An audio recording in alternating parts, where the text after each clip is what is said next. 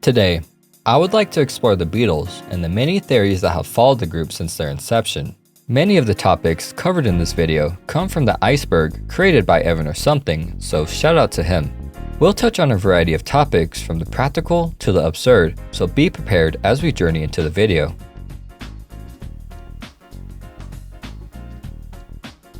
The Beatles are world-renowned, leaving a lasting impact on individuals and music alike. But what if the Beatles we know aren't the real Beatles? What if they were replaced? The Beatles that we know, according to the theory, were actually CIA impersonators inserted to continue the Illuminati's agenda of gaining control over the populace. Paul was replaced by Fall, better known as Billy Campbell Shears, who you may be familiar with. There are some remarkable differences between the two that can be pointed out with a keen eye. First of all, the height difference is quite noticeable, with Paul standing at 5'7" to 5'8", and Fall at 5'11". The theory also goes on to list the differences in facial features between the two, such as the jawline, nose, and ears. Not only was Paul replaced, but all of the Beatles were towards the end of 1966. It doesn't really go into details into Ringo and George, but does with John, comparing the two's physical differences. The Beatles aren't ones to hide the truth, leaving hidden messages within their music and media. The most common thing people love to point at is the Sgt. Pepper's album cover.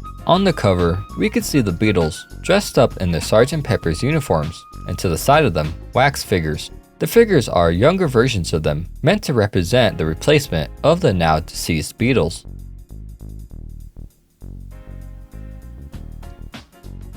Vivian Stanshall, comedian and musician known for his work with the Bonzo Dog Doodah Band. He was also known for his songs Look Out, There's a Monster Coming, and Death Cab for Cutie. Innocent sounding songs on the surface, but may have actually been a premonition of sorts. Let's take a look at these two songs, starting with Look Out, There's a Monster Coming. The song, written by Stanshall, speaks of the absurd lengths people go through in order to change themselves to find love and acceptance, with the subject of the song turning into a metaphorical monster, meant to be satirical and not to abandon one's true self, which is a positive message overall. From a different angle, the song has a rather unsettling message. Verse 2, the subject of the song, being Stanshall, has the wrong image, so he changes his personality, hair, and shoes, all of which went undetected. Verse 3, he learns to speak differently, play guitar, and become more sociable. Verse 4, his face is changed through plastic surgery, and they begin to question if things are right. Verse 5, his face is shaved, and he has regained his virility. What is the message of this song? And what is he trying to tell us? Well, Vivian Stanshall may have never existed, merely being a persona of Billy Shears, the same Billy Shears that would eventually come to take over the role of Paul McCartney. The two personas of Shears would coexist for a period, with Stanshall performing the song Death Cab for Cutie for the Magical Mystery Tour special in 1967. The song, being a teenage tragedy song, is about a cutie going out into town against their lover's wishes, eventually ending in their demise after the taxi they were in ran a red light. The details are a little bit different, but it seems to point to the end of the original Paul.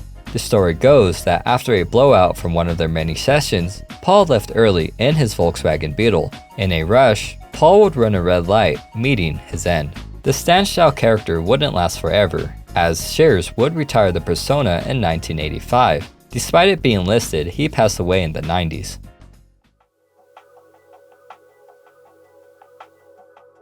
You know the Paul's dead theory, right? What if I told you everything you knew was wrong? That Paul wasn't dead, and the other three Beatles were. This theory isn't an actual theory, in the same vein as Paul is dead, but more of an analysis of coincidences. If it were a coincidence that there were clues pointing to the death of Paul, one could expect it to be the same case for the other Beatles. That is exactly what this theory would like to put to the test. The conclusion was that Paul died and was replaced in 1963, George in 1964, and John in 1965. In 1963, on the cover of With the Beatles, Ringo's face is misaligned with the other Beatles, which means Ringo is not like the others. This means he passed between the first two albums and was replaced.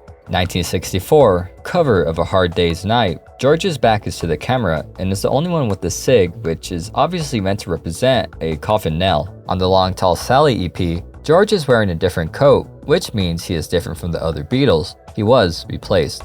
Surprisingly, to the credit of the theory, it actually covers why only George is different from the others, when according to logic, it should be both Ringo and George in different coats. The reason only George was different was because it would be difficult to figure out which pair of the Beatles were gone at this point.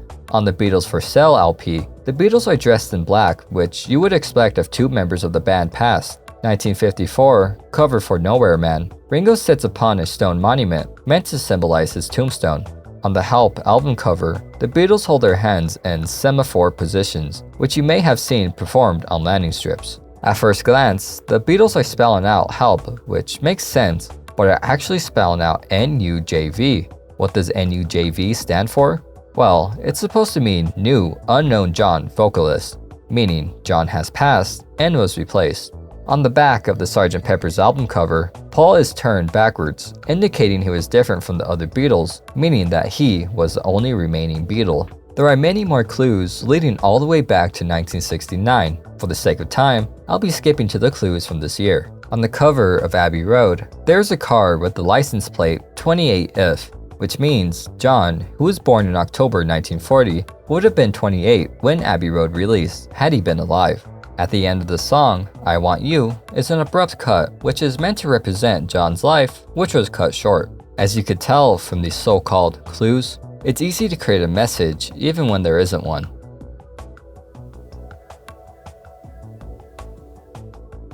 The Beatles never existing is an interesting take, as it could break our preconceived notions of who the Beatles were. It doesn't literally mean the Beatles didn't exist, more so that the Fab Four, the four individuals, were actually a bigger collective going all the way back to the group's inception.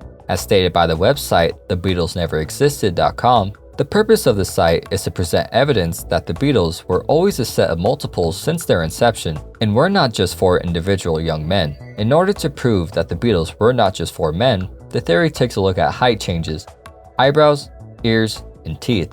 The merits of the Beatles come into question if rather than four individuals making groundbreaking music, it was actually a larger group. So who wrote all the songs? To make sense of this, we need to envision the Beatles not as a band, but as a machine. A machine that is made to turn a single that wouldn't sell under a different artist into a Beatles song, which would be guaranteed to sell well. In a way, the Beatles were just a collective of ghostwriters all contributing their work to one band in order to sell their songs. I just wonder, how easy would it be to shut the mouths of all those people? How much money would it take, and could they ever really guarantee their silence? Speculation around musicians and dark dealings are often created to justify an artist's success, because obviously they couldn't achieve it themselves. John wouldn't be exempt from speculation. Stuck in a mediocre band and angry where his life was headed, John decided to take matters into his own hands. During a snowy day in 1960, John would travel over a mile to a bridge on Rose Lane. Here, he would hash out a 20-year pact for his soul and would reach a degree of success he could only imagine. A time limit would now be set on his life, but John would make the most of his time, bringing forth Beatlemania, creating renowned music, and establishing the Beatles as one of the greatest rock groups of all time, reaching the point where mobs would follow them, almost as if they were worshipping them. The only explanation the theory provides is demonic influence coming from the pact John made that fateful night. Merely creating a pact isn't enough to uphold it. One must constantly go against religion. This can be seen in John's song, Imagine, his comment about being bigger than Jesus, and even telling a friend he felt as if he sold his soul. The show would be cut 20 years later when John came face to face with Mark David Chapman.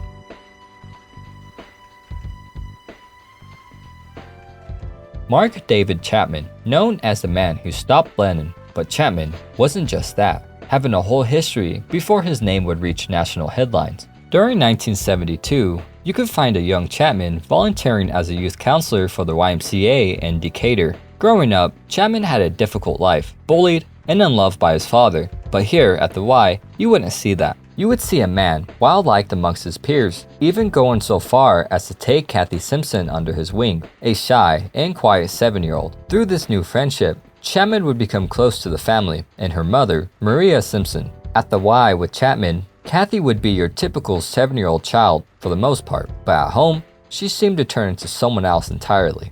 Only 2 weeks after moving in during 1971, Kathy started waking up every night exactly at 11, crying and screaming, declaring one night to have seen an old man standing behind her mother despite no one being there. On another occasion, Kathy, in what appeared to be some sort of trance, dropped the bathroom scales on her mother's head. Waking from the shock, Maria would notice Kathy seemed pleased with her actions. Maria would question why she would do such a thing, but would receive no response. It would only be a day later when Kathy would turn to normal, having no memory of the incident. This odd behavior would continue in what would be described as the Black House. In 1976, the family would relocate to upstate New York, and Kathy would stop exhibiting her strange behavior. Later, when returning to Georgia, all hell broke loose, with lights turning on and off, toilets flushed, and faucets being turned on. Later on, a Catholic priest who visited the residence would comment that there was definitely an evil presence. How do these events relate to Chapman when he only seemed to be a small part in the family's rather chaotic life?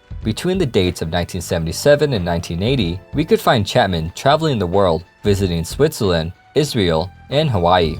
During his travels, Chapman would be sure to visit some old friends, the Simpsons. Upon being reunited, Maria would be sure to call him Nemo, an old nickname the family gave him. Upon hearing the name, Chapman would become irate, declaring that he no longer wanted to be addressed by the name. During late fall in 1980, Chapman again would seek to re-establish some sort of connection with the family, visiting their old house where Kathy had exhibited her strange behavior years earlier. Maria would be confused by this, as Chapman should have known the family moved away. Maybe Chapman just wanted to relive old memories, or maybe there was something calling to him from the house. On the morning of December 8, 1980, Chapman, fueled by recent events and a declining mental state, would enact his plan to stop Lennon, which succeeded. Maria would soon receive a call from the police because, as Chapman put it, she knows me better than anyone else. Maria was not only shocked at what Chapman had done, but what he told her during that call. Chapman would speak of two demons he encountered at the Black House,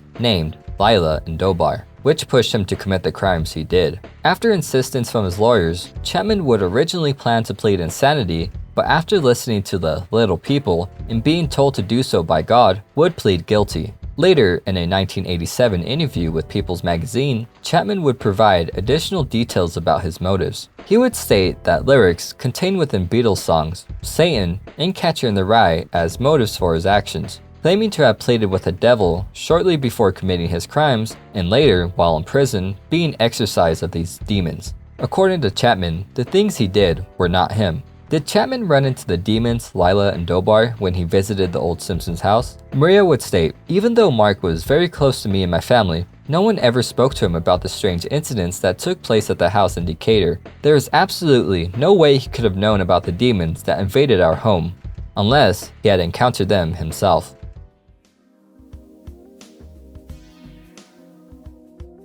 What if the Beatles were Satanists, doing the devil's work and selling their souls in order to get what they desperately wanted, fame? Let's start off with the many quotes provided by the Beatles, and most notably, John. Notoriously, John would be quoted as saying, "The Beatles were bigger than Jesus." Paul would state, "We probably seem to be anti-religious. None of us believes in God." As we know from one of our previous theories, those who made a deal with the devil must go out of their way to discredit religion in any way possible. And let's not forget the best part, the images where the Fab Four display their satanic practices. Up to bat, we have the infamous butcher cover, meant to symbolize some sort of sacrifice. Others would probably tell you it was a protest against the Vietnam War, or was in protest of the record company for butchering their albums. There are other images to look at, including the Beatles holding 666 and Paul's Ram cover. In the song, Revolution 9, what do we get when we flip the number? You get the number 6, which repeats throughout the song, pointing to 666. So were the Beatles Satanists, or just men trying to push the boundaries of their time? If it means anything, the Vatican have since forgiven the Beatles for their satanic messages.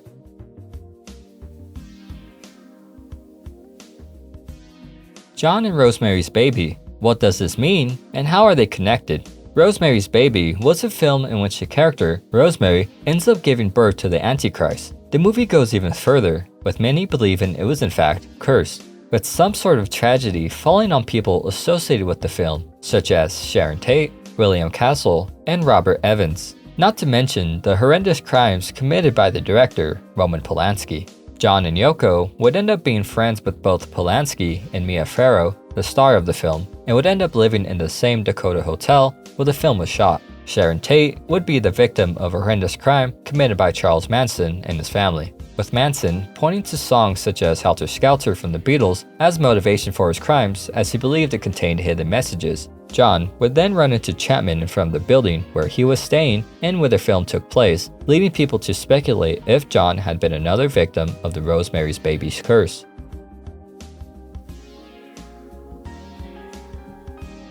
Our story begins with a man named James Richard who got knocked unconscious while chasing his dog, only to be awakened in an unfamiliar room belonging to a man named Jonas. As it would happen, Jonas was actually from another dimension where tourism took more of a thrill-seeking approach. In this dimension, rather than going on a cruise, one would jump to different dimensions. In one dimension, you may end up in the middle of a meadow, and another, you may find yourself inches from certain death. During one of these trips, Jonas would come across James knocked unconscious and decide to take him back to his home dimension to patch him up. In this new dimension, not only was the ketchup purple, but the Beatles never broke up. During his time in this new dimension, James would snag a copy of the new Beatles album, Everyday Chemistry, later releasing it on the internet. Was this album really from the Beatles from an alternate dimension, or just some sort of art project?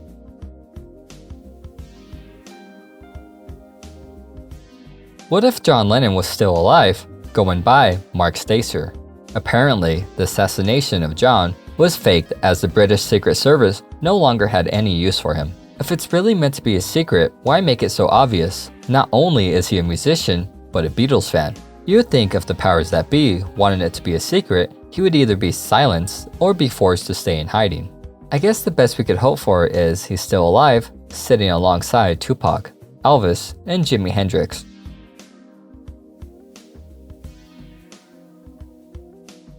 Did the number 9 have some sort of connection to John Lennon, and was his life dictated by the number? According to this theory, it did. It started all the way back to when he was born on October 9, 1940, growing up at 9 Newcastle Road in Ravertree, Liverpool, which all contain exactly 9 letters. While attending college, John traveled the number 72 bus where he met Stuart Sutcliffe, asking him to join his group, the Quarrymen, which featured Paul McCartney. The group would become the Beatles in 1960, and Lennon would leave 9 years later in 1969. John's son was born October 9, 1975, when John was 35. His 9th solo album, Walls and Bridges, featured the song Number 9 Dream. The cover of the album would be a painting from when John was a kid with the footballer with the number 9 on his back. He would also release 2 other songs, Revolution 9 and one after 909, which he apparently wrote at 9 Newcastle Road. As John would state, it's just a number that follows me around, but numerologically, apparently, I'm a number 6 or 3 or something, but it's all part of 9. There are many other connections, but I think you get the point. I do have to say, it is quite ominous that there are quite a number of connections. If this means the number 9 dictated his life, I'm not sure.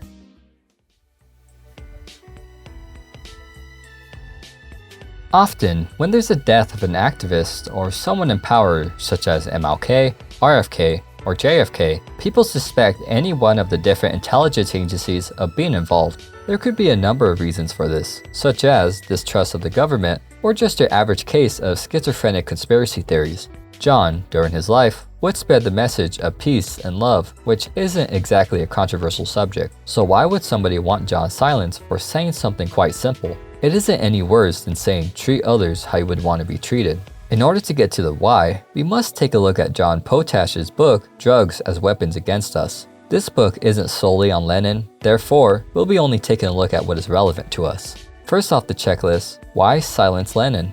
Well, according to the book, the CIA had a keen interest in keeping track of popular musicians because they believed they were converting the youth to a radical leftist agenda. In order to subdue these musicians, they would get them hooked on a variety of drugs. However, when Lennon began to curb his drug use and move towards activism, it perked the ears of the CIA. With the agency becoming more concerned with the nearing approach of Lennon's US citizenship, they would decide to take a more proactive approach to the problem. Indeed, Lennon was under FBI-CIA supervision for a period, as they believed he would disrupt the 1972 Republican National Convention.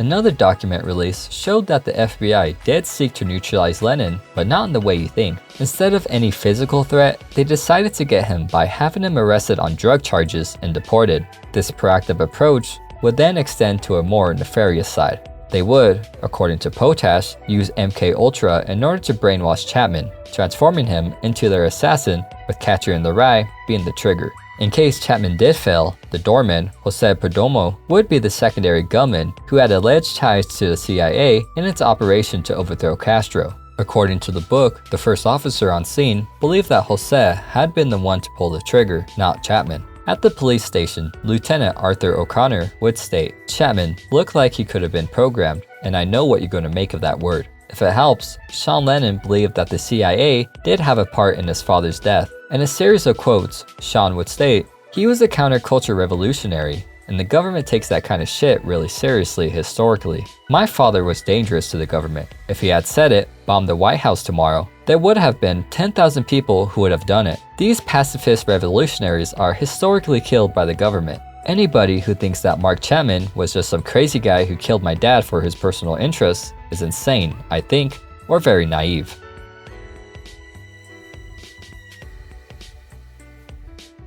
For this part, I would like to take a look at the potential that a second shooter could have been involved, and at the beliefs of Salvador Astucia. Salvador Astucia, a pseudonym, wrote the book Rethinking John Lennon's Assassination. The book, released in the 2000s, sought to find out the truth of what really happened between Chapman and Lennon. The author believes it is hard to criticize the universally accepted version of events because of the lack of information on the case. He would state, "There is no trial, no testimonies, no witnesses. The police report was certainly of little value, and the autopsy report is suppressed from public view. Most of the public's perception of Chapman is hocus pocus nonsense. Could Chapman really not be the one responsible? Did the witness, Sean Strub, lie for his own benefit? The true culprit could be the doorman, Jose Perdomo, with Chapman only confessing to the crime because of the mind control he was under, with Jose being chosen because he was an anti-Castro Cuban exile who worked with Brigade 1506, which sought to overthrow Castro. That now calls into question why Lennon was alt F4'd and who pulled the strings. Now,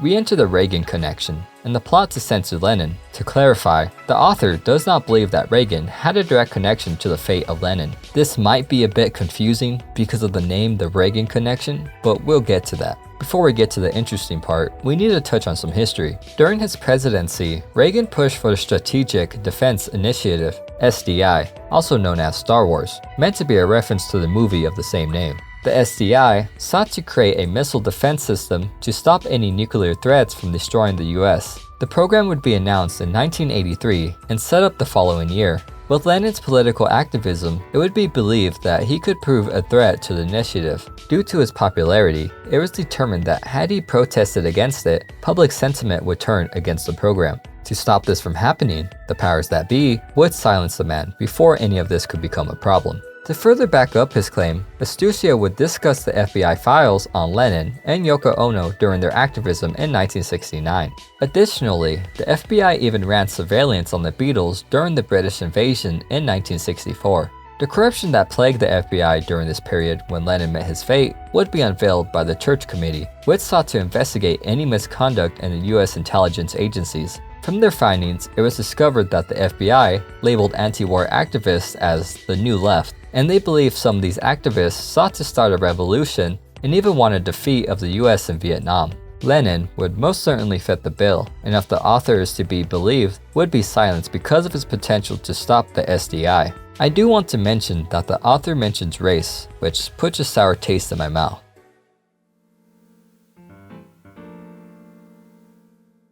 Our next theory comes straight from a man named Stephen Lightfoot who claims that Nixon, Reagan, and Stephen King all had a part in the fate of Lennon. He's so convinced that this happened that he drives a van around, advertising his website, LennonMurderTruth.com. How exactly did he uncover what happened, and is there any truth to his claims? Well, his evidence are government codes hidden in headlines from Time, Newsweek, and US News and World Report magazine, which were all printed around December 8, 1980. These codes are phrases such as thinking about John Lennon, and finally, kiss kiss, bang bang, ouch ouch. 3 months prior, a news clipping would feature the real killer, Stephen King, with the caption, "One great Zippo lighter," alluding to a blazing gun. Lightfoot would then point to further hidden messages contained within King's writings, such as shooting a man between the shoulder blades and following a politician with a gun in the beginning of Salem's Lot. Reagan comes in with the headline, "Who's in, who's out,"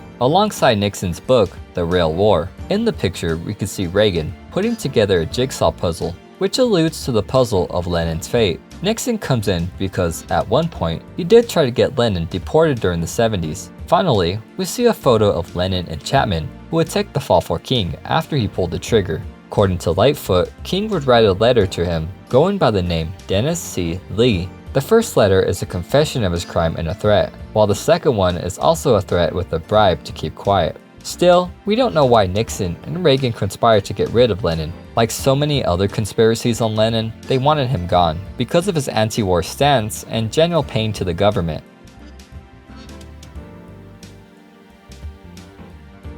Stuart Sutcliffe, for those of you that don't know, was one of the early bass players for the band. Originally meeting John at art school, where the two became good friends, leading to Stu being invited to join the band in 1960. Stu would leave the group in 1961 to pursue his art career, but before he could truly get started, would be halted in his tracks. After a period of severe headaches, which at times left Stu blind, would result in his end in 1962. How could such an injury occur to someone who, for the most part, seemed relatively healthy? According to Stu's sister, Pauline Sutcliffe, John was actually the one responsible for Stu's untimely passing. Pauline would detail that John had actually gotten into a fight with Stu months prior, which resulted in Stu receiving several kicks to the head. Pauline would state, "I believe that the cerebral hemorrhage that cost Stuart his life was caused by an injury inflicted by John in a jealous rage. A post-mortem revealed Stuart had a dent in his skull, as though from a blow or kick, and a few months earlier, John had viciously kicked my brother in the head in a sustained, unprovoked attack." The evidence she uses to back up her claim is Stu's own sketchpad, which alluded to his decline. Later in that same article, Alan Clayson, who co-wrote Backbeat, disagreed with the claim, stating, "We conclude that Stuart wasn't beaten up by John Lennon. His condition was brought on by the overuse of amphetamines. In the only fight Stu had ever been in, he had actually stepped in and defended him." It does seem fishy that the sketchbook was set to be put up for auction during the time of this article. It could be that she sought to stir up some drama to increase its value at auction, which would be despicable.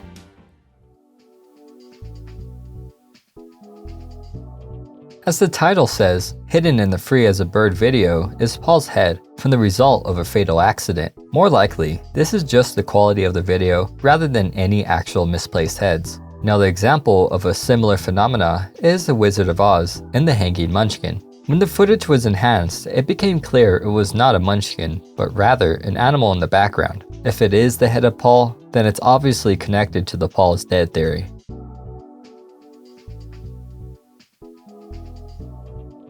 For this one, I've decided to combine 3 smaller theories into one, as they are far too small to cover on their own. The first theory is whether or not Paul is in fact a reptile. What do I mean by reptile? The reptiles I am speaking of are those that live in an underground community which plan to overthrow humanity from the inside, taking the roles of the influential, such as politicians, musicians, and anyone that could influence the populace. It could be it's just a messed up video, as the quality and angle makes Paul look rather bad. Continuing on, there are a number of photos in which it appears that Paul, or Fall, has one too many toes on his foot. Not only does Fall appear to have 6 toes, but so does his stepdaughter, as seen in this photo. To be clear, Fall has 6 toes, not Paul. It is then suspected that Fall's stepdaughter was actually his biological daughter, which would explain the 6 toes she has. This would imply that Fall and Linda were actually together before 1967. In order to hide that they were together before 1967, they had to make Fall's daughter his stepdaughter. This explanation does seem rather convoluted, unless they wanted to hide Fall's relationship status for the sake of profit.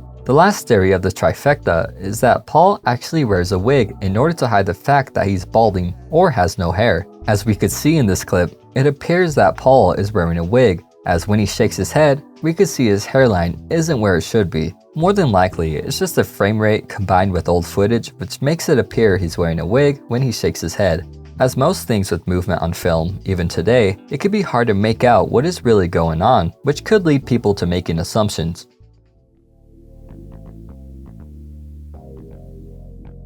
If you've had any experience with the Beatles or just theories in general, you've most likely heard of the Paul is dead theory. It does seem to be a rather popular theory, and for good reason, as it is rather interesting. What made the theory so captivating, and what exactly happened to Paul? The theory goes that on November 9, 1966, during a Sgt. Pepper's recording session, an argument would break out, causing Paul to leave early. Driving in his Volkswagen Beetle and preoccupied with the fight that had just happened, he wouldn't notice the lights changing, leading to a car crash and his end. Rather than take the time to mourn the loss of their friend, the Beatles wanted to move forward and continue with the band. They would decide to replace Paul with the winner of a McCartney lookalike contest so as to not cause any fuss in the media and make the transition as easy as possible. It is debated as to who the fake Paul was, with names Billy Shears and William Campbell thrown around. Nonetheless, the conclusion is the same. Paul was gone and replaced by a double. Unable to bear the guilt of hiding Paul's death, the group would leave messages in the media, including songs, album covers, and interviews.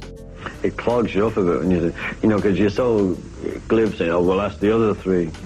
Now we can only ask two, which is dragging its wings, but I'm sure. Notable songs include Strawberry Fields and the phrase, I Buried Paul.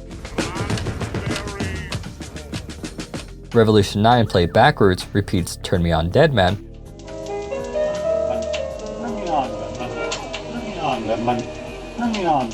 And I'm So Tired reverse is Paul's Dead Man, Miss Him, Miss Him. We also can't forget about the Abbey Road cover, which displays the four Beatles using a crosswalk dressed in a variety of styles. John in all white, Ringo in a black suit, Paul in a dark suit without shoes, and George as a gravedigger. Paul, who's out of step and has no shoes, is meant to represent a corpse. In the background, we can see a Volkswagen Beetle with a license plate 28if. This symbolizes how old Paul would have been had he still been alive.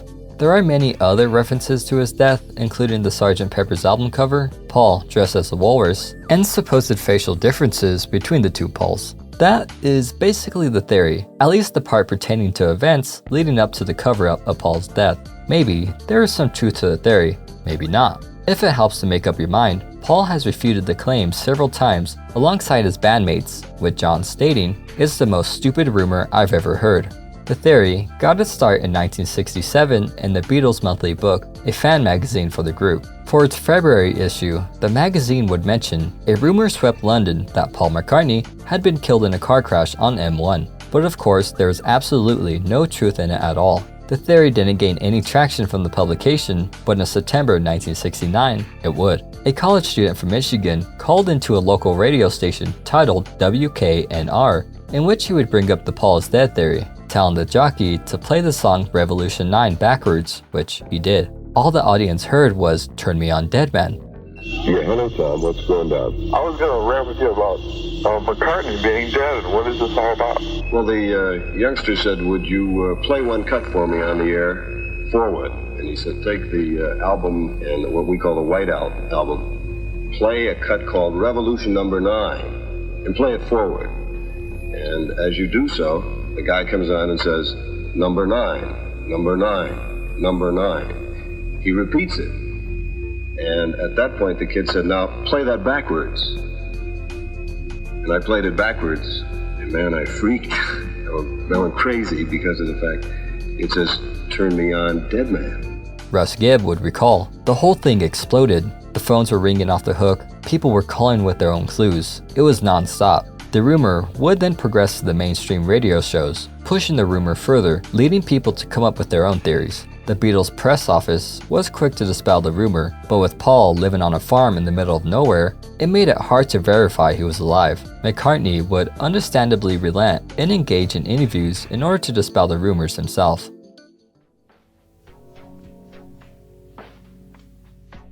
St. Paul is a reference to a song written and recorded by Terry Knight. The song came to be after Knight traveled to London in the hopes of signing on with the newly formed Apple Records. He would end up meeting with McCartney and sit on some of the White Album sessions. During this time, things were becoming quite volatile amongst the Beatles, leading to arguments and Ringo temporarily quitting the group, all of which Terry might have heard or even saw. Knight and Apple Records wouldn't come to terms on a contract. However, he wouldn't exactly leave empty-handed. In April 1969, Knight would release a song, St. Paul, under his own company, Storytime Music. The song was heavily influenced by Paul, which is quite obvious by the title and the Beatles' music referenced in the song, including Sgt. Pepper, Lucy in the Sky, and A Day in Life. The song goes on to allude to something going wrong. You and Sgt. Pepper saw the writing on the wall, and hey there Paul, what's new? Did Judas talk to you, or did you put the whole world on? The writing on the wall is a reference to Paul being dead,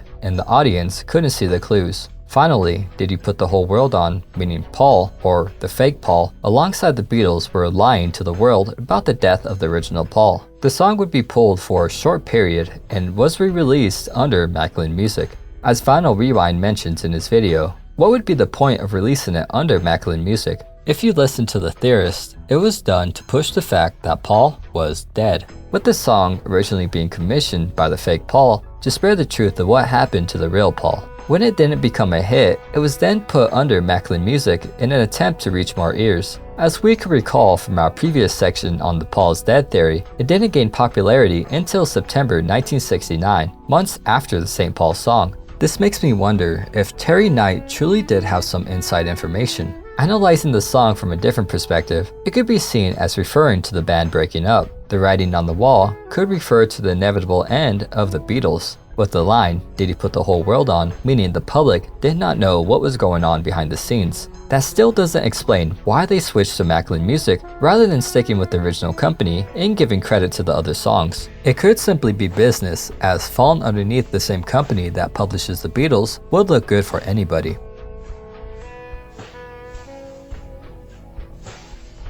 I know you've heard it before, that Paul was replaced, but what if his replacement was actually his twin? It is true that Paul did have a brother named Peter Michael McCartney, better known as Mike McCartney, or his stage name Mike McGear. It would be hard for Mike to pass as Paul, as the two don't look alike, but he may not need to. His true purpose may be that of a decoy, meant to mislead the public that Paul never had a twin to begin with. The theory explores the Gemini zodiac symbols, which is represented by twins, and falls between the dates of May 21st and June 20th. In Greek mythology, Castor and Pollux are the Gemini twins, with Castor meaning beaver and Pollux meaning crown. Do remember that Pollux is the actual Paul and Castor is Mike, the twin. How exactly does the sign fit in? To start, Gemini is associated with the twin instruments of skill and knowledge, as well as the instrument the lyre. It just so happens that Paul and Mike are musicians who play two-handed instruments. Taking a look at McGear as an adult, we could see clear blonde hair and blue eyes. In childhood photos of Mike and Paul, there seems to be a disparity between the two. Mike appears to have brown eyes and brown hair with some teeth that look like, and no offense meant, but like a beaver's. On the other hand, Paul appears to have blue eyes, but in adult photos of him, he could be seen with both brown eyes and blue eyes. Regarding the hair, it usually goes the other way when it comes to the darkening of the hair as a child grows older. If it is true that the two are actually twins, then it would explain the difference in eye colors in the different photos of Paul. It's then suspected that Mike at some point replaced Paul, then was himself replaced by William Campbell.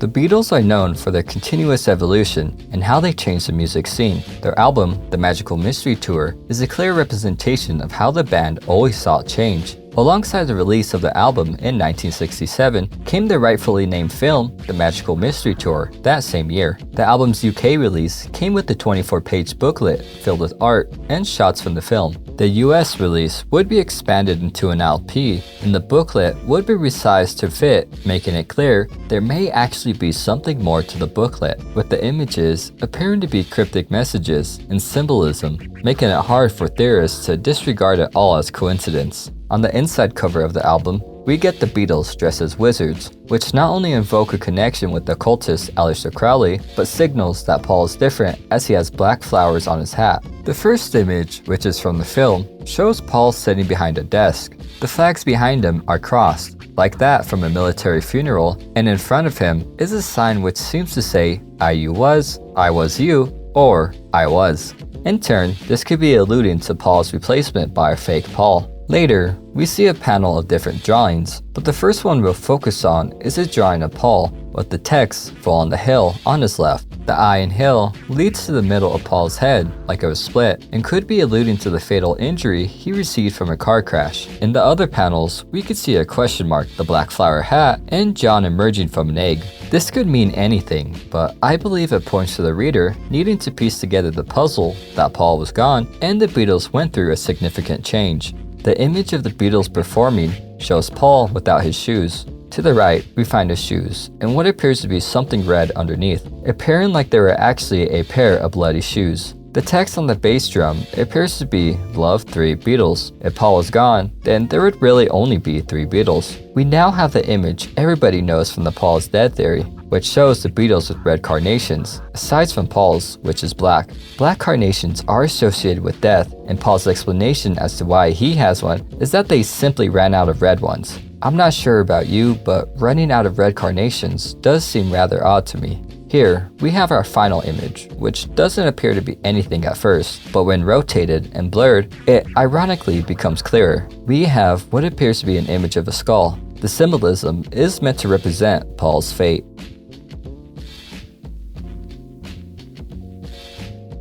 Charles Manson, to put it lightly, is an interesting character, forming his own cult named the Manson family, who were responsible for a string of crimes against a number of famous individuals. This is all done in an attempt to start an impending war they called Helter Skelter. Their obsession with the Beatles wouldn't end there, as the family would begin to name different aspects of their life after Beatles references, whether it be a yellow house they referred to as the Yellow Submarine, or adopting the phrase Magical Mystery Tour while they were traveling in an old school bus. It's obvious that Manson saw a connection between his actions and the Beatles, but how exactly? According to Manson, songs from the Beatles, and more specifically songs from the White Album, contain hidden messages about an upcoming war that would destroy society. Manson would state, "This music is bringing on the revolution, the unorganized overthrow of the establishment." After the revolution, Manson and his family would emerge to lead the remnants of the apocalypse. What exactly was in these songs that led Manson and his followers down a dark path? Their so-called Helter Skelter gets its name from the Beatles song of the same name. Manson would then further correlate the song with the Four Horsemen of the Apocalypse, hence why he believed there's an incoming war. During his analysis of the Beatles, 5 songs in particular would catch his eye: Blackbird, Piggies, Revolution 1, Helter Skelter, and Revolution 9. The song Helter Skelter spoke of an upcoming war. Revolution 1 was meant to encourage a revolution, and Piggies meant to represent the upper elite. These piggies would be the focus of the Mansons' hate, fueling him to commit the crimes he did. The songs would then be connected to the Bible, and more specifically Revelation 9, coming from the song Revolution 9. The section would speak about a bottomless pit, locust, and 4 angels who were set loose. The bottomless pit was meant to represent locusts rising from the earth, with the locusts meant to be the Beatles. Later, in verse 15, we'd get the line, "And the 4 angels were loosed, which were prepared for an hour, and a day, and a month, and a year, for to slay the third part of men." And their correlation strengthened their connection to Helter Skelter in the eyes of Manson.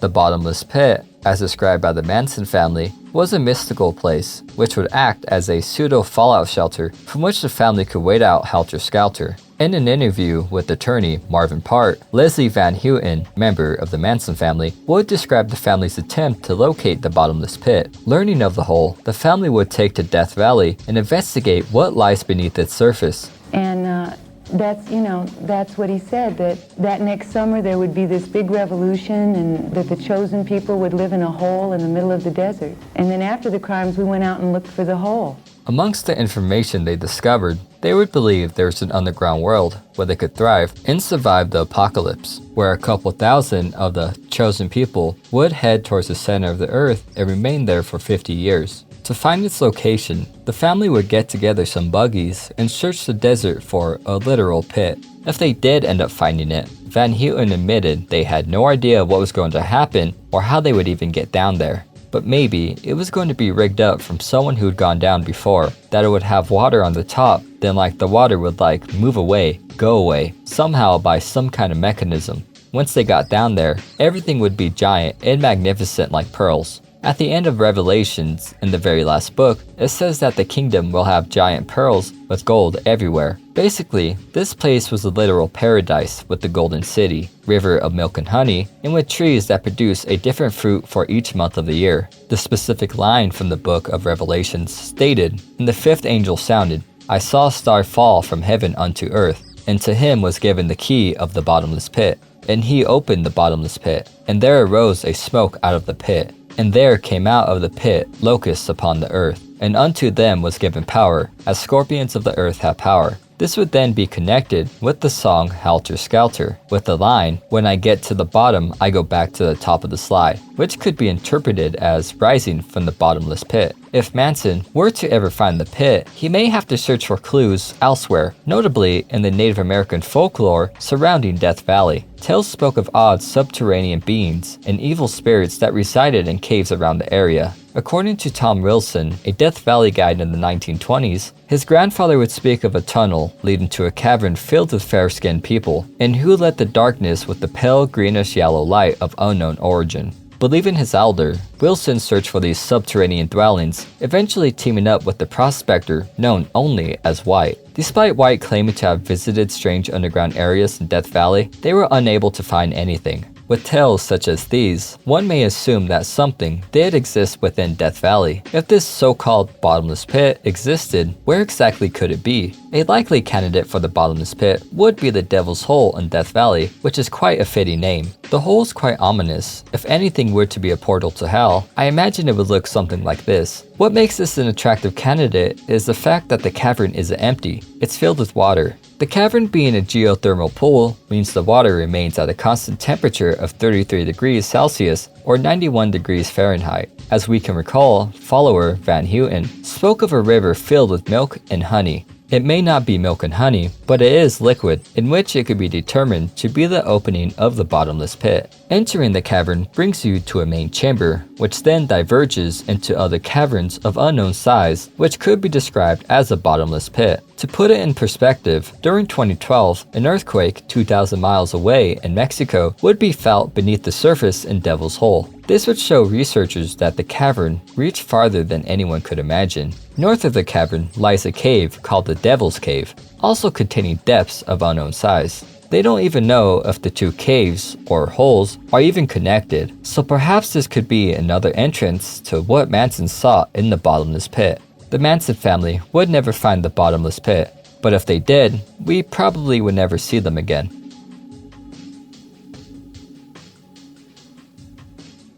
Do you believe that the Beatles held forbidden knowledge and told the world this information through their music? That's what the book, written by Red Walter Bant, titled The Sgt. Pepper Code, claimed to have uncovered. He would break down the code hidden in the vast number of Beatles songs and album covers. We'll be taking a look at the 2016 version, which was created to demonstrate that the clues exist, that they can be linked, and finally to decode their meaning. The Sgt. Pepper Code is the Rosetta Stone that will allow you to tap into the Holy Grail of Beatle mystery and symbolism. The theory the author mainly believes pertains to the idea that the symbolism is an allegory for a looming corporate dystopia and the dissatisfaction at being puppets used to bring about its achievement, with the main goal being to explore the code and for the author to prove his theory. The first chapter pertains to two individuals, being Robert Fraser and Tara Brown. The song, A Day in Life, would capture Brown's untimely passing following a car crash, confirmed by both Paul and John. We'll touch on these two in a bit, as this chapter starts off by analyzing the Beatles album, Help. It goes on to speculate what the album cover was trying to say, but it doesn't really matter for our sake. Instead, it's important to remember that there are hidden messages contained within the album sleeves. The author then speculated that the album cover is actually meant to be a funeral. The book then introduces the two main subjects of the chapter, Fraser and Brown, who he believes may be the ones who the funeral is for. At some point, Brown and Fraser were suspected of being with Paul during a car accident, with Fraser and Paul involved in a hoax car crash, and Brown with Paul during his notorious moped accident. What the author really wants to point out is the fact that these two had important connections. Unfortunately, I'll have to end the coverage of the book here out of respect for the author. The rest of the book goes deep into the rabbit hole in regards to what the Sgt. Pepper's Code is trying to tell us, with parts of what I've already discussed coming up again later in the book.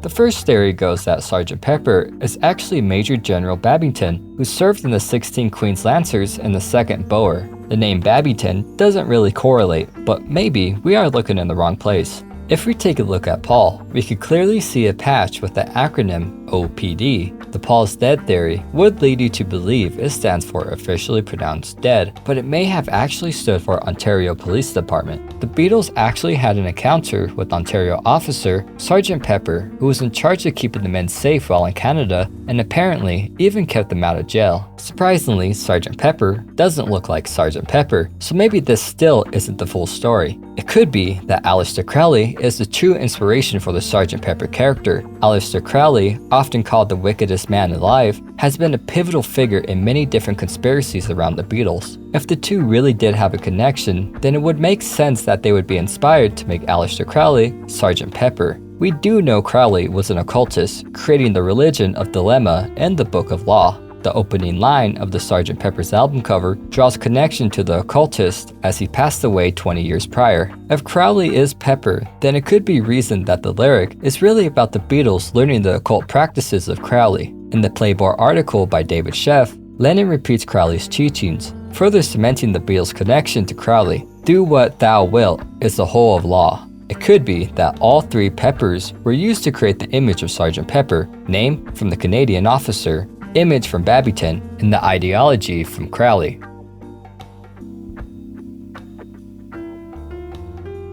The theory originates from Reddit and revolves around the Sgt. Pepper's album cover coming from user Lucid Cunning. The author goes on to give some background information about how he and his father spent a good amount of time working on this theory before reaching a dead end 10 years ago at the time of the posting. Now open to the public, the author seeks to crack it open and goes on to detail step by step what he and his father found. First off, they believe the Paul's Dead theory is actually just a distraction from what is truly going on with the album, that in reality, there is something more spiritual and more psychedelic going on with the Beatles around 1967. The post then explains the theory step by step, starting with the album cover of Sgt. Pepper, showcasing the fact that the album cover was quite pivotal in terms of other album covers, as it was the first experimental album cover, leading to a bombardment of theories speculating on hidden messages contained within its image. Nonetheless, the author remains adamant that these theories will be nothing more than speculation despite their conclusions. What he does care about is concrete proof in the form of mathematics. He then goes on to point out there are 2 oddities about the album cover, being the 3 Shirley Temples and the one hidden behind a fake beetle. The author's dad, a proclaimed math whiz, used the 3 Shirley Temples to form a perfectly straight line. 3 parallel lines were then found running perpendicular to the first line, using Paul's instrument, George's sleeve, in a narrow below one of the Shirley Temples. It is then noted that Paul's instrument is not actually an oboe, but rather a French instrument called the cor anglais, which could be heard as cor angle. The 00 coordinates of the cover, or the center, lands over Paul's heart with the word cor meaning horn in English and heart in Latin. To prove that Paul is in the center of the album, the author uses the bump of the statue in the bottom right and the glasses on top of Carl Jung's head. The distance to Paul is equal between the 2 subjects, meaning it passes over 00. Next came the drum, which the author points out is the only true perfect shape in the entire image. The father would use the circle of the drum, then transpose a copy of it on top of Paul with the center of 00. He would then surround Paul with the same shape, creating a hexagon shape with a center of 00. That is basically it for the bulk of the theory, and I'm not entirely sure as to what exactly this theory is meant to uncover. He finishes off by showcasing the Beatles, referencing some of the things his father discovered.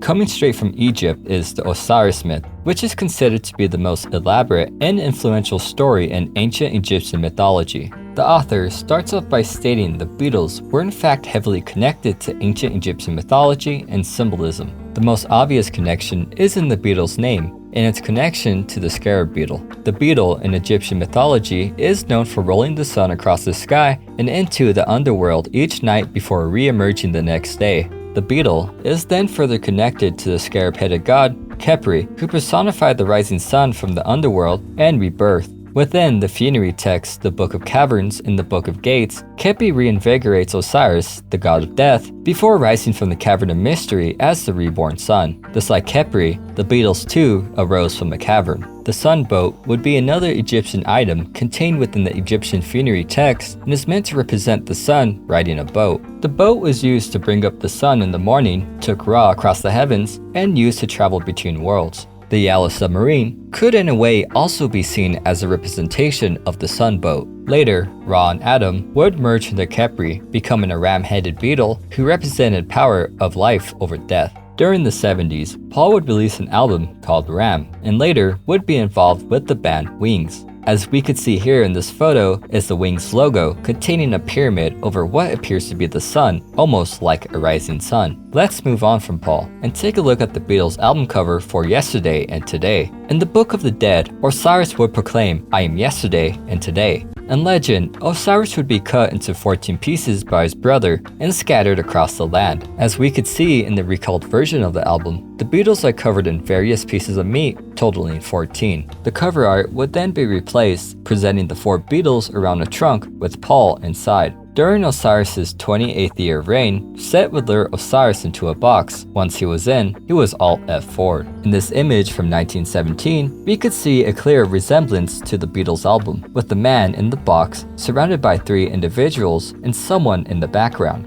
In the Beatles' second album, the left side of their face was obscured, which was meant to represent the Eye of Horus. In the Book of Caverns, Ra would find Osiris beneath Aker, a double-headed sphinx. Aker statues were typically placed before doors or gates for the belief that these statues were keepers who open and shut the gates into the worlds of yesterday, today, and tomorrow. The 2 lions who Egyptians believe guarded the gates of dawn and sunset were named Seth and Dua, or yesterday and today. The author then goes on to showcase several other connections between the Beatles and Egyptian mythology, the most interesting of which are the similarities between the poses of Osiris and Paul, Shirley Temple appearing 3 times like the 3 Great Pyramids, in the mirrored drum shown 11, a value for thick darkness.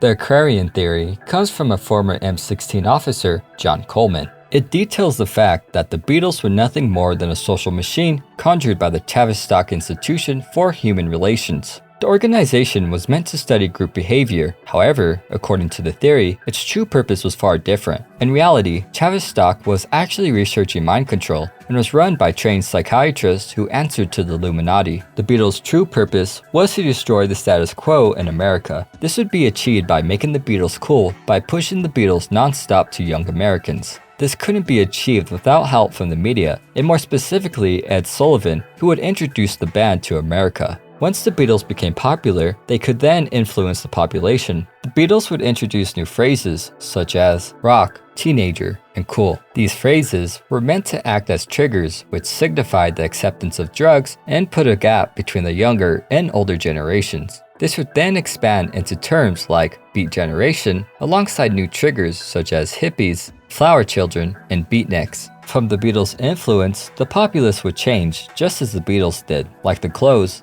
hair, and language. Drug usage such as marijuana and LSD would concern the older generation. It is suspected that Tavistock actually ordered the DEA to go along with their plans and allow the influence of drugs on Americans. If you think the Beatles were the only plant, you're wrong. The Rolling Stones were another plant, who acted more like bad guys compared to the Beatles' good guys. They would use their riffs to act as triggers, and they were able to push similar messages to the Beatles, including the satanic.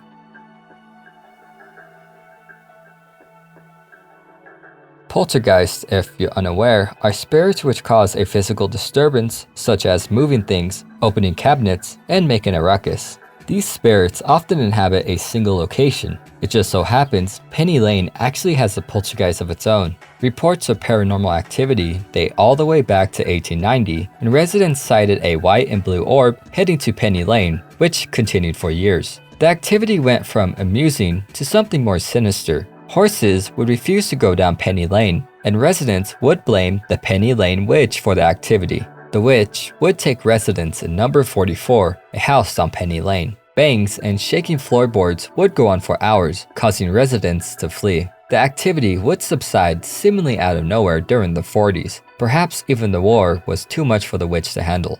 The witch would come back in 1955 in the form of a girl with blonde hair. Often, as people passed the house, the girl could be spotted peering from the windows. Malevolent spirits, or demons, are known to take the form of a child, and it's a common theme in many hauntings. They do this to drum up sympathy from residents so they let their guard down. The spirit took a break again, before coming back during the 70s. Back with the vengeance, the spirit created chaos in a printing press that opened on Penny Lane. Loud bangs and noises would be common, leading to local residents complaining to the owners about leaving their equipment on overnight, even though they didn't. Employees weren't exempt from the madness, as they too had face-to-face encounters with the spirit. In the present day, the spirit seems to have gone back into hibernation.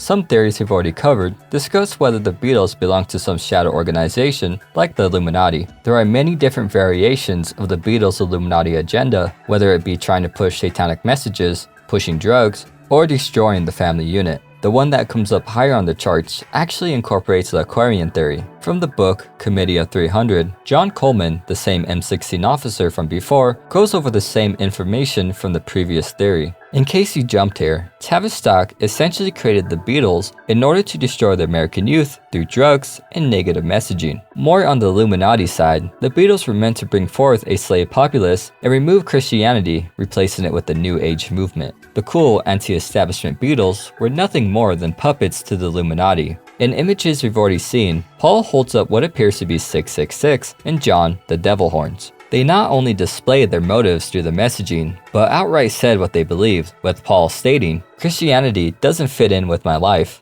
John would state, "Christianity will go, it will vanish and shrink. I needn't argue about that. I'm right and will be proved right." In 1988, the Beatles would release their compilation album, Past Masters, a Masonic term which describes the former worshipful master of a Masonic lodge. The album contains 33 songs, and it just so happens the number 33 is important among Masons in the occult. The song Lucy in the Sky refers to Lucifer, and Across the Universe is really about demonic possession. John would sing Gai Guru Deva, or All Hail to the Devas, which are essentially demons. Often, Luciferian Satanists would claim to be possessed by such beings when committing various atrocities. It is also believed that the Beatles could never have reached their fame without a little help from some friends.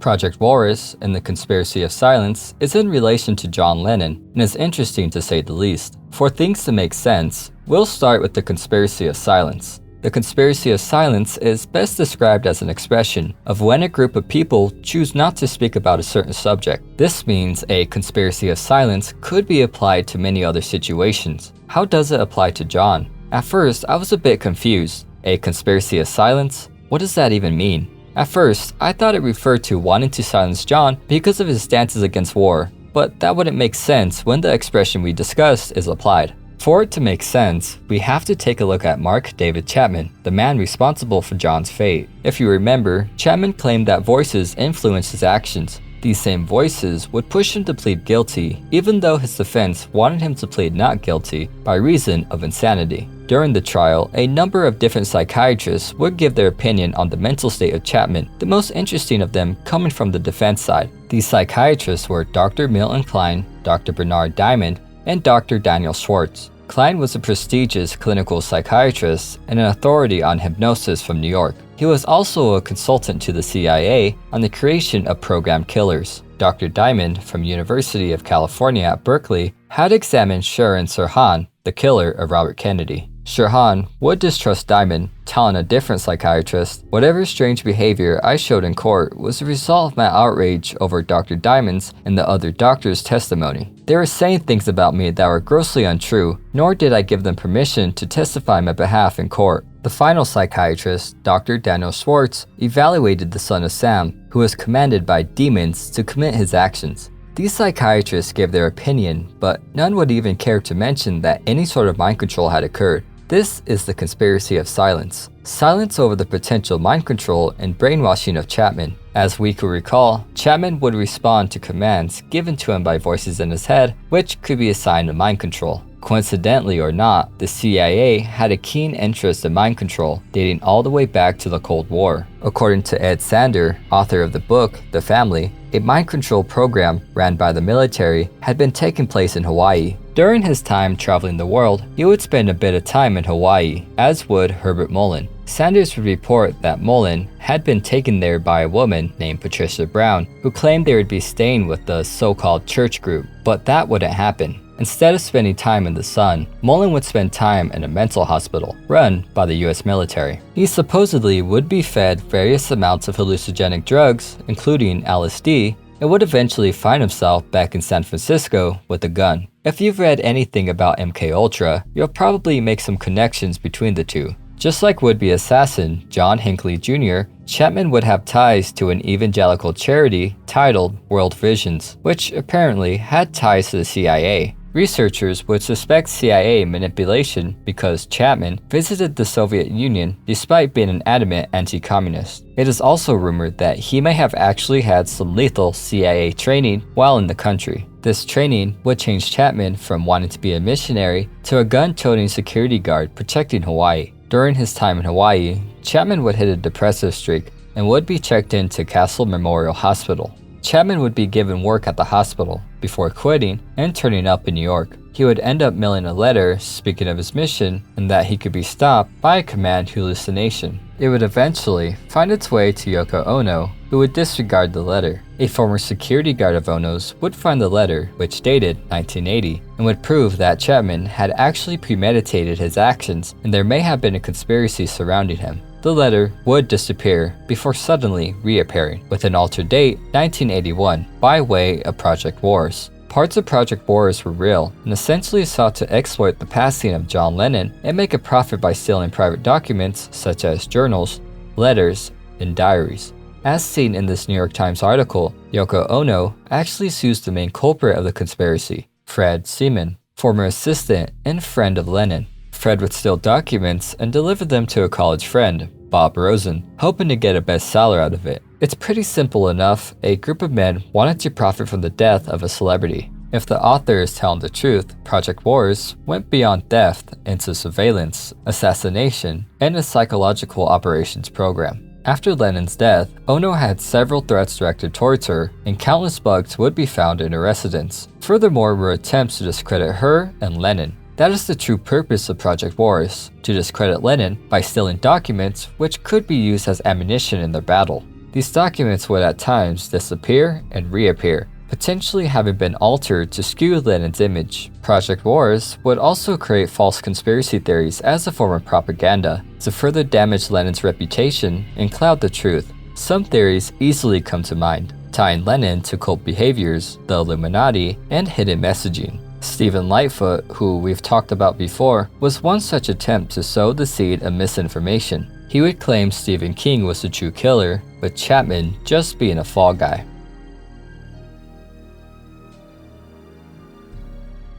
The website, truthcontest.com, is a website with the purpose of seeking answers to the big questions in life, like where we come from, where we are going, why we are here, and the truth about life and death. Using the Internet Archive, I was able to get access to older entries on the site, totaling 12, with pages 59 through 68 dealing with the Beatles. The entry talks about prophets and how it's often believed they only existed hundreds of years ago, but there are actually prophets in recent times, such as the Beatles. The author discusses that the Beatles were a one-of-a-kind act whose music and lyrics contained magic and messages from beyond the mind. They then go on to describe how they changed the population who once looked up to James Dean into people who went their own way. The Beatles then brought forth the last big spiritual event, the peace and love movement. The songs they wrote did have hidden messages, but not in the way you think. Rather than playing songs backwards, you simply need to change your perspective in order to understand the meaning. The songs, which appear to be sung to a girl, are actually being sung to you, the listener.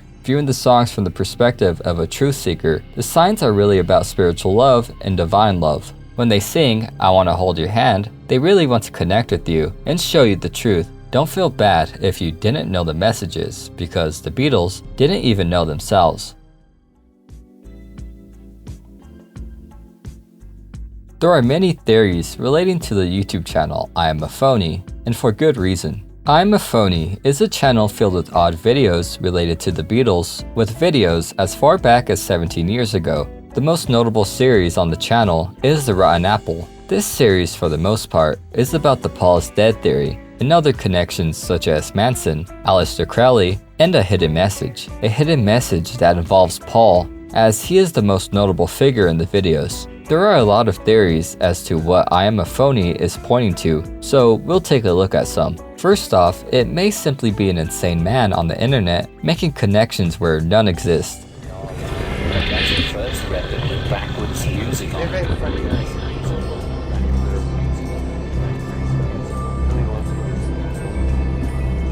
Maybe it's that Paul really is dead, and iamaphoney is trying to let the public know.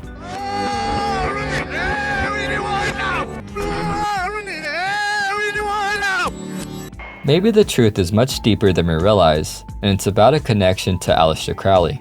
Aleister Crowley is the man who wrote the Book of Law after he was dictated by an entity called I Was. With his newfound knowledge, Crowley was meant to bring forth the Aeon of Horus, who would also create the religion, the Lemma, which sought to discover one's true will. Magic would be a large part of the religion, and was used in their practices to achieve their true will. Could the Paul is dead theory not actually be about the literal death of Paul, but rather a change he underwent? That Paul is pushing what he had learned through his hidden messages? What's even stranger are the connections to the iamaphoney channel. Originally going into this, I thought it was just some strange channel run by a single person who was obsessed with the Paul is dead theory with no connection to the Beatles. That is where things get a bit more interesting, and quite possibly the channel has connections to Paul himself. Taking a look at iamaphoney's Twitter, we get a little secret, one that I never expected to find. That was a lot to go through, and I hope you enjoyed it. There are things that I covered that could be interpreted differently, I left out, or got wrong, so let me know in the comments. Thanks, bye.